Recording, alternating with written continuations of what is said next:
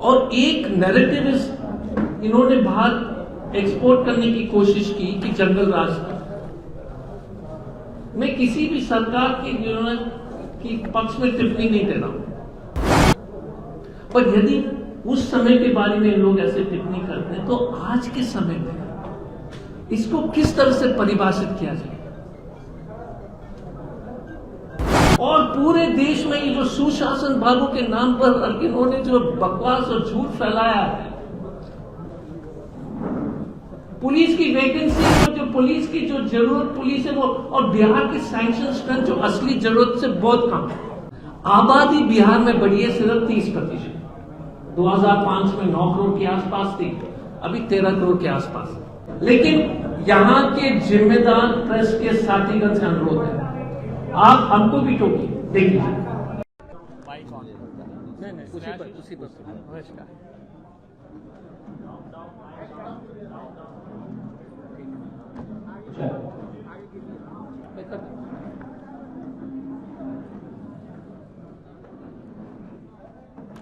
Start करें। Ready है? प्रिय पत्रकार साथियों, बिहार प्रदेश कांग्रेस कमेटी के सदाकत आश्रम के सभागार में आप लोगों का स्वागत है। बड़े सौभाग्य की बात है कि अखिल भारतीय कांग्रेस कमेटी से हमारे पूर्व सांसद और एक आईपीएस ऑफिसर की तरह बिहार का गौरव रहे अजय कुमार साहब हम लोगों के बीच हैं। आज हमसे हम लोग एक चार्जशीट का कार्यक्रम स्टार्ट कर रहे हैं। आज से 1 माह तक निरंतर बिहार में भारतीय जनता पार्टी और जेडीयू सरकार के खिलाफ जो उन्होंने बिहार के साथ दुर्व्यवहार किया है, बिहार के नागरिकों के जो तरक्की के अवसर थे, जो एक विकास का प्रशस्त मार्ग देना था, कैसे बिहार के लोगों को पीछे धकेला, उस पर आज से हम ये क्रम प्रारंभ कर रहे हैं। मैं आगे की पत्रकार वार्ता को संचालन के लिए राजेश जी से अनुरोध करता हूं कि वे हमारे कम्युनिकेशन डिपार्टमेंट के जो प्रमुख हैं वे अब आगे के क्रम में इस पत्रकार वार्ता को संचालित करें। नमस्कार मित्रों, विषय आदरणीय अभय दुबे जी बताए हैं। हम सिर्फ इंट्रोड्यूस कर देते हैं कि आज इस मंच पे आपसे विशेष बात करेंगे। लगातार दिल्ली से हमारे नेता आते रहेंगे और चार्जशीट यानी चार्जशीट 1 होगा आज, और ये लगातार चार्जशीटें चलती रहेंगी। इस पे आपसे बात करेंगे आदरणीय अजय कुमार जी, जाने माने आईपीएस रहे हैं, हमारे नेता रहे हैं, राष्ट्रीय नेता रहे हैं, झारखंड के अध्यक्ष रहे हैं। उससे पूर्व आपसे बात करेंगे हमारे सम्मानित अध्यक्ष राजेश कुमार जी, मंच में हैं विधान पार्षद में हमारे नेता डॉक्टर मदन मोहन झा जी। अभय दुबे जी के बारे में कहना नहीं है, लगातार हमारे साथ रहेंगे, हम उनके संरक्षण में रहेंगे। मंच में हैं जमाल अहमद भलू जी, अजय चौधरी जी, और अभय जी के साथ हमारे 4 और साथी आए हैं जो हमारे कंधों को और हाथों को मजबूत लगातार कर रहे हैं बिहार में। प्रियंका जी हैं, टीना जी हैं, रितु जी हैं और प्रकाश मीना जी हैं। मंच पे प्रकाश जी के हैं और कपिल देव यादव जी हैं। बिना समय लिए हम विनम्र निवेदन करेंगे अपने अध्यक्ष जी से कि वो आपसे बात करें, और लेकिन एक और आग्रह आपसे होगा कि जिस विषय पे हमारा पीसी है, आपके सारे सवाल उसी संबंधित विषयों से होगा, तो बिहार की जनता को अच्छा लगेगा कि बिहार आज कहां है। बाकी पॉलिटिकल सवाल फिर दूसरे दिन हम लोग करेंगे या बाद में करेंगे। आदरणीय अध्यक्ष। सम्मानित मंचासीन आज के पत्रकार वार्ता को संबोधन करने वाले आदरणीय डॉक्टर अजय कुमार जी, इस मंच पर विराजमान सम्मानित हमारे देश के पृष्ठभूमि से आए प्रवक्ता आदरणीय अभय दुबे जी, हमारे बड़े भाई सम्मानित डॉक्टर मदन मोहन झा जी, इस कार्यक्रम में उपस्थित हमारे अभिभावक सम्मानित जमाल अहमद भल्लू जी और यहाँ मंचासीन जो ऑल इंडिया कांग्रेस कमेटी से आई हैं रितु चौधरी जी, के.डी. यादव जी और हमारे बिहार के जो मामले में जो मीडिया के साथ अपना कंधे से कंधे मिला के चल रहे हैं प्रिया जी और टीना जी और सामने उपस्थित तमाम हमारे इलेक्ट्रॉनिक्स मीडिया, प्रिंट मीडिया के सम्मानित साथीगण। जैसा कि आप जानते हैं कि बिहार की जो परिस्थितियां हैं वर्तमान में, वो आपसे छुपा हुआ नहीं है। मैं आगे के संबोधन के लिए मैं डॉक्टर अजय बाबू को माइक देने के पहले मैं 2 बात आपके सामने शेयर करना चाहता हूँ। पहला तो ये है कि बिहार में जिस तरह से क्राइम का जो ग्राफ बढ़ा है विगत दिनों, उसमें बिहार अभी दूसरे स्थान पर है और उत्तर प्रदेश पहले स्थान पर है। और जिस तरह से क्राइम बढ़ी है, हम लोगों के लिए बहुत चिंता के विषय है। आगे के विस्तृत वार्ता के लिए मैं आदरणीय डॉक्टर अजय कुमार जी को मैं अपना माइक सौंप रहा हूँ। आगे की सारी वार्ता आपके समक्ष रखेंगे। बहुत बहुत धन्यवाद। आप लोग ने पढ़ा। ठीक, ऐसे से करते हैं। पहले तो सबको नमस्कार, आदाब और सत श्री अकाल।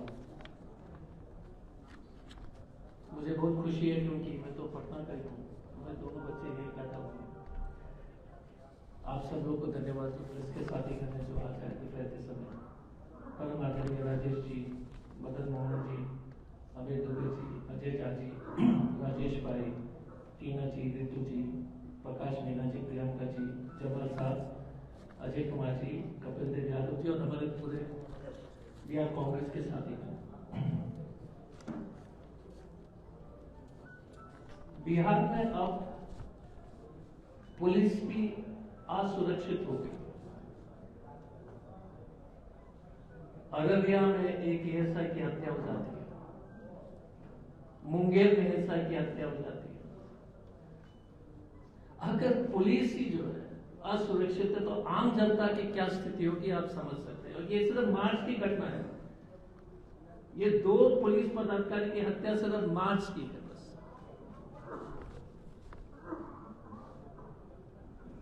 बिहार में रोज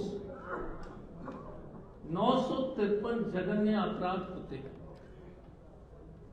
भाजपा और जेडीयू, नीतीश जी और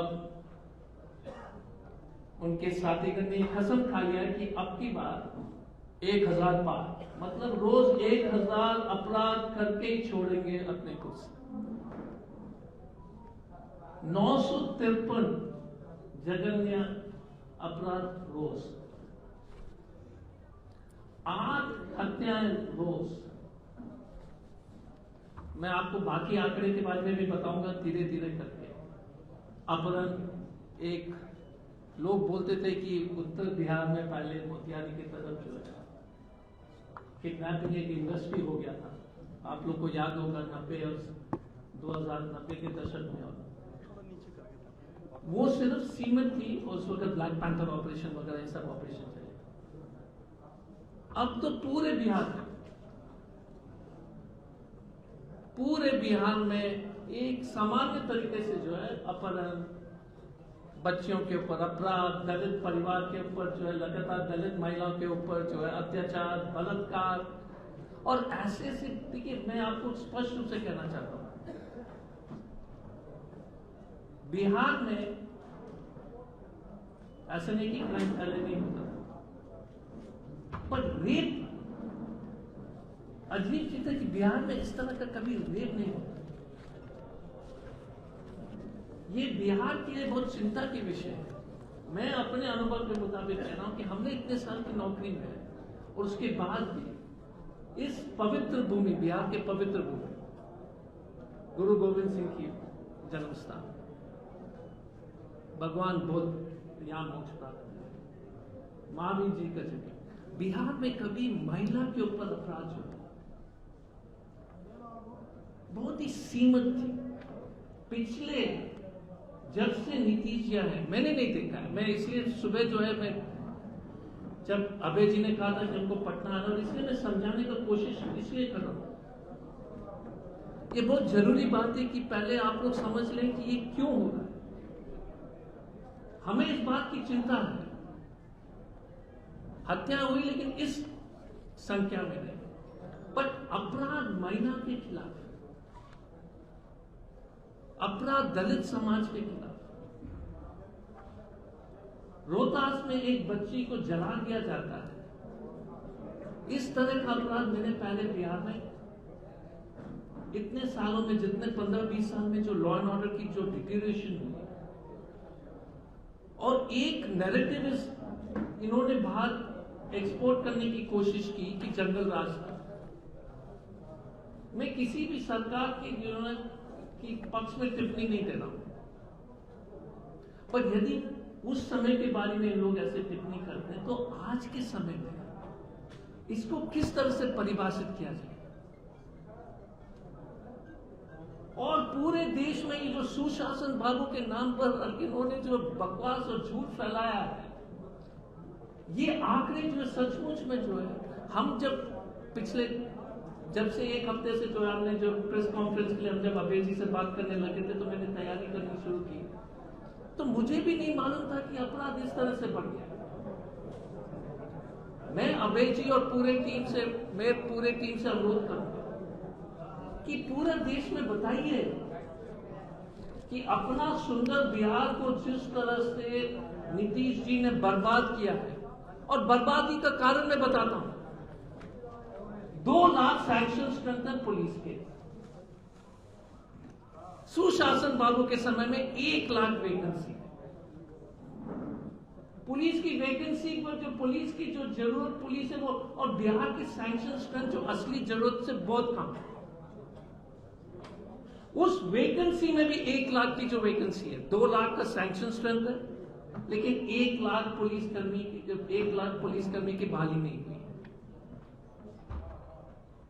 अगर आप वोट क्राइम का इंक्रीज देखेंगे 2005 से 2022 तक, मैं 25 तक ले जाऊंगा, करीब 400% के आसपास की जो है अपराध बढ़े, 400%। आबादी बिहार में बढ़ी है सिर्फ 30%। 2005 में 9 करोड़ के आसपास थी, अभी 13 करोड़ के आसपास।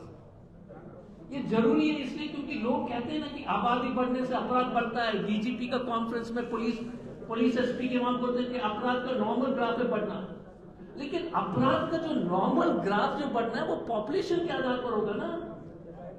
मैं समझ सकता हूं कि क्राइम कैन इंक्रीज बाय 30%, और मैं आपको एक वीडियो बीच में रोक रहा हूं क्योंकि वीडियो दिखाना चाहता हूं। आप एक वीडियो देख लीजिए, लेकिन यहां के जिम्मेदार प्रेस के साथीगण से अनुरोध है, आप हमको भी टोकिए, देख लीजिए। रीस्टार्ट करना उसको, रीस्टार्ट कर लो यार, कोई दिक्कत नहीं। वॉल्यूम उसको रीस्टार्ट करें, पहले से वॉल्यूम बढ़ा दो।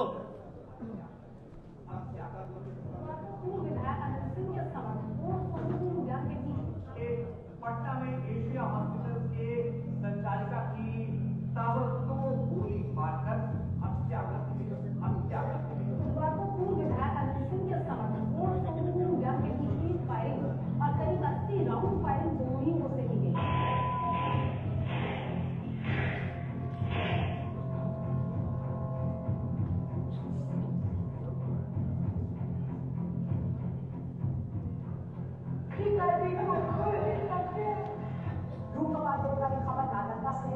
महिला का शव बरामद हुआ है। महिला के दोनों पैरों पर कील हुई है, उसकी हत्या दुखद तरीके से की गई है। बिहार के नवादा में दबंगों ने बवाल मचाया। आपको बता दें कि यहाँ पर पहले तो फायरिंग की खबर मिली, उसके बाद बस्ती में आग लगा दी। ये बिहार की गुंडा माफिया राज की एक अपहरण लूट की घटनाएं आम हो चुकी हैं। नीतीश कुमार ने बिहार को बर्बाद कर दिया है, बिहार के भविष्य को अपराध की ओर धकेल दिया है। अब बस प्यार अब और नहीं सहेगा, उम्मीद का सूरज उगेगा, अब बदलाव होगा। जनता अब अपने वोट से सरकार बदलेगी, कांग्रेस के साथ अपराध मुक्त और अब उदाहरण के रूप में बच्चियों के अपराध,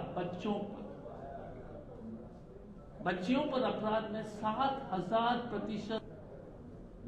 जैसे एक पत्रकार दोस्त ने कहा कि पुराने लोग इस तरफ है और यंग लोग उस तरफ है, लेकिन अबे तो यंग है, बाकी सब लोग यंग है। हम हो सकते हैं किसी ने, मदन मोहन जी भी बहुत यंग है और राजेश जी। कभी इस तरह के अपराध हम नहीं सुनते थे लेडीज और बच्चे के ऊपर।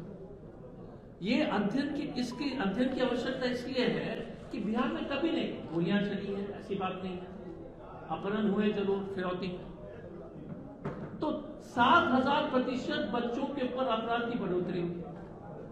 महिला के ऊपर जो 1,000%, जो क्राइम्स अगेंस्ट वुमेन में 1,000% बढ़ोतरी।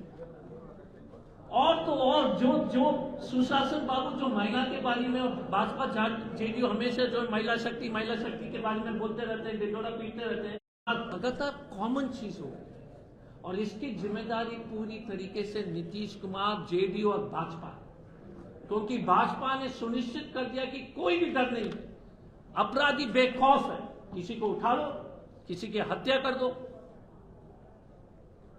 मार्च महीने में 4 तो दलित महिला जो हमारी जानकारी में उनकी जो बलात्कार होकर के जो है, अभी नाम जो मैं पढ़ लेता हूं क्योंकि दीदी सब बहुत जरूरी था कि लोग सुने। रचना पासवान रोहतास में, एक कोमल पासवान नाम की लड़की को औरंगाबाद में जो है, क्योंकि होली खेल रही थी और लोग को पसंद नहीं आया कि वहां होली खेल रही थी, तो किसी ने गाड़ी चढ़ा दी।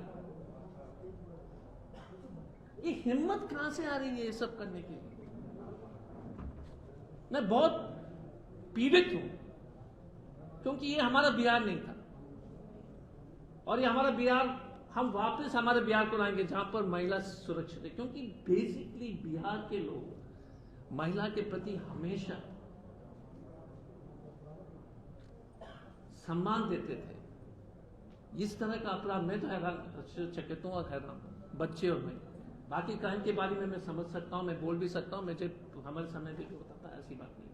पर जिस तरह से अपराध की वृद्धि हो रही है, जिस तरह से लगातार ये क्राइम्स हो रहे हैं, और आपके साथ मेरे पास ये एनेक्शन है, मैं हत्या के जो प्रयास, जिस तरह से मैं आपको सबको जो है अभय दुबे जी और यहाँ के राजेश राठौर भाई सबको दे देंगे, लेकिन हत्या में 260% वृद्धि, अपहरण में 450% के वृद्धि, जघन्य अपराध में 206% की वृद्धि। ये तो सब आंकड़े हैं, लेकिन कारण हमको समझना चाहिए, और खास तौर से crimes against women and children. ये जब होता है जब लफुआ लोग को कोई डर नहीं रहता है कि, और ये जो है पुलिस में एक ग्रेजुएशन सिस्टम, अपराधी छोटे छोटे अपराध करके ग्रेजुएट करते हैं। जब आप चोरी करते हैं, फिर छेड़खानी करते हैं, फिर अपहरण करते हैं, पकड़ा नहीं जाते ना, धीरे धीरे बढ़ते रहते हैं, फिर हत्या करते हैं, फिर फिरौती करते हैं। बिहार हैज बिकम, नीतीश जी के समय में Bihar has become the university, विश्वविद्यालय ऑफ क्रिमिनल ट्रेनिंग। अपराधियों का विश्वविद्यालय जो है भाजपा और जेडीयू ने स्थापित कर दिया बिहार में, कि भाई आइए बिहार में, आपको जो है पूरी तरह से ट्रेनिंग मिलेगी, हर चीज का अपराध का ट्रेनिंग मिलेगा, बेखौफ रहिए, पुलिस का हत्या कर सकते हो, पुलिस की जो वैकेंसी हम नहीं भरेंगे। ये स्थिति। अब सवाल आपका वाजिब है और आप पूछेंगे, वैसे तो हमने अनुरोध किया था कि ज्यादा कठिन सवाल नहीं पूछने के लिए, लेकिन तभी भी हम जवाब देंगे। इसका समाधान क्या है? मैं बार बार, और समाधान पॉलिटिकल, राजनीतिक नेतृत्व के ऊपर है।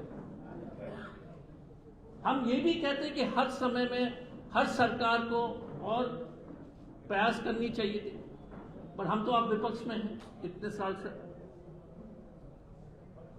एक तो पूरे वैकेंसीज को भर ले,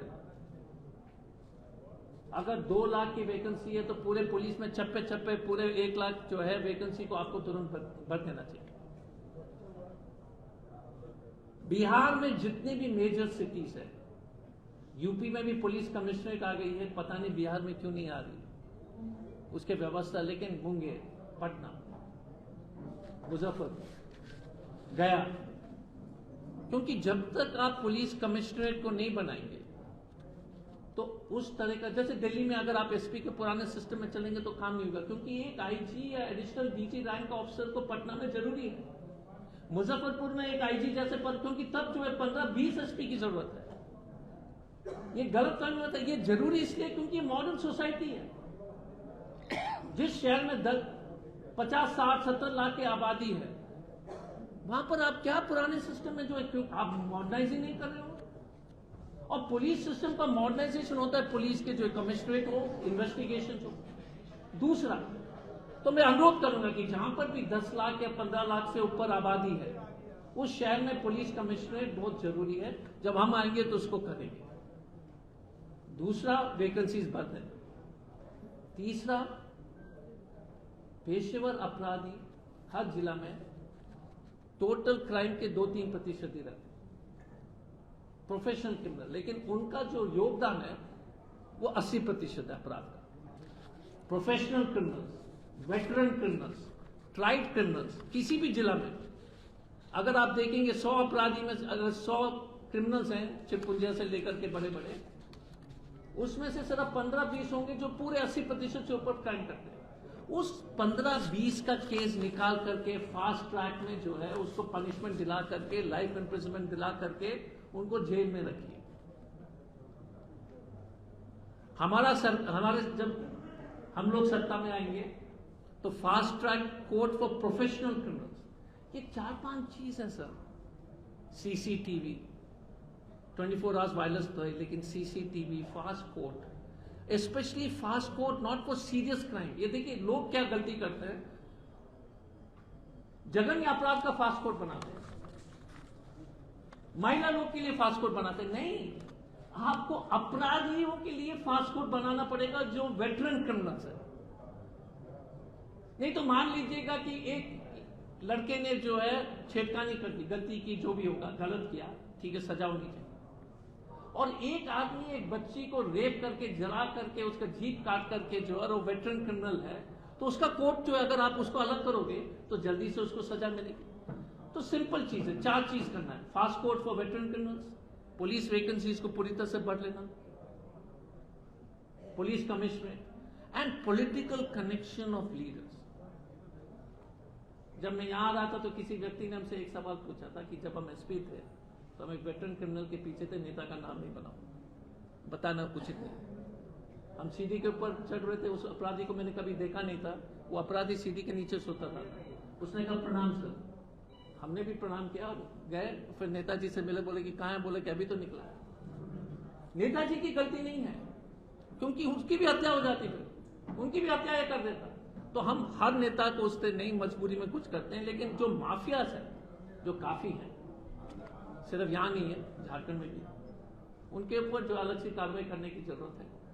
तो ये हमारा सिर्फ आपसे जो है शेयर करना था। यदि आपको इस विषय में अगर कोई सवाल है तो मैं पूरी तरह से कोशिश करूंगा उसका जवाब देने। सर, आनंद मोहन को नीतीश कुमार ने जेल भेजा था, आज वो जेल से रिहा हो गए हैं। आनंद मोहन या आनंद सिंह? आनंद मोहन भी सर, आनंद मोहन, आनंद सिंह, ऐसे अपराधी जिसके नाम से बिहार कभी कांपता था, उसको नीतीश कुमार ने पहले जेल भेजा और फिर जेल में बदलाव करके इनको बिहार में इनको जेल से बाहर लाया। अगर आपकी सरकार आती है तो क्या आनंद मोहन, जिनके ऊपर गंभीर हत्या के आरोप हैं, क्या आप उनको जेल भेजेंगे? सवाल। देखिए एक चीज, मैंने पहले कहा था कि जो भी वेटरन क्रिमिनल्स हैं उनकी सूची बनाइए, irrespective of political affiliation, irrespective.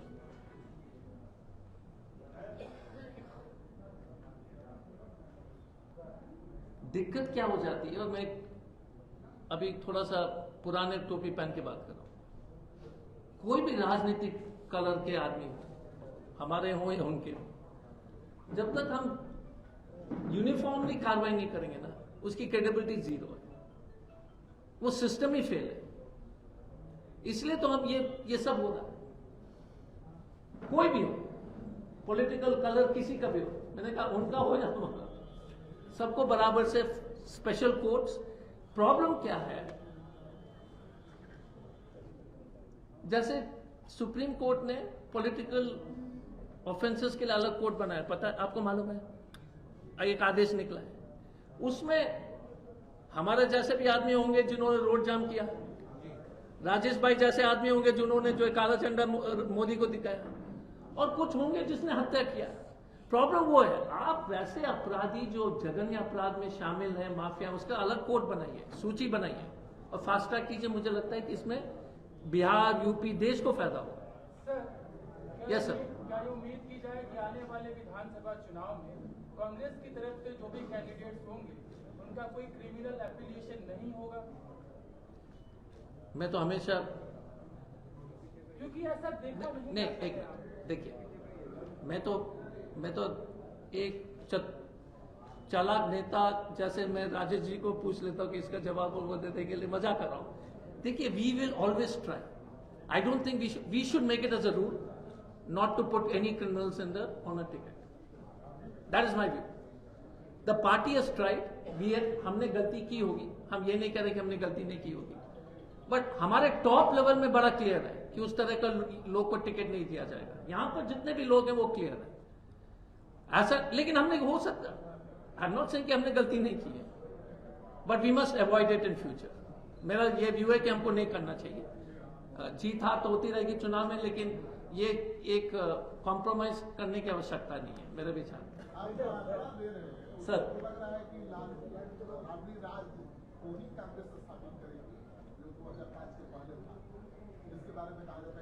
नहीं देखिए, बहुत अच्छा सर,